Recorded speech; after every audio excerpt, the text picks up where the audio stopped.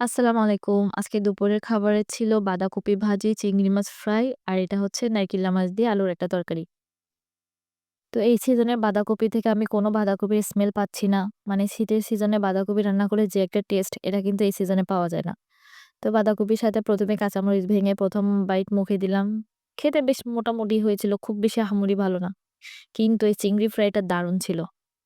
চিংড়ি ভুনার থেকেও এরকম ফ্রাই করলে অনেক বেশি ভালো লাগে।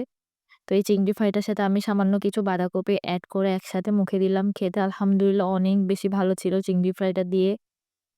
তো এটা দিয়ে খাওয়ার পর এখানে নিয়ে নিচ্ছি নারকেল্লা মাছ দিয়ে আলুর ঝোল। যদিও এই মাছটা আমার তেমন একটা পছন্দ না।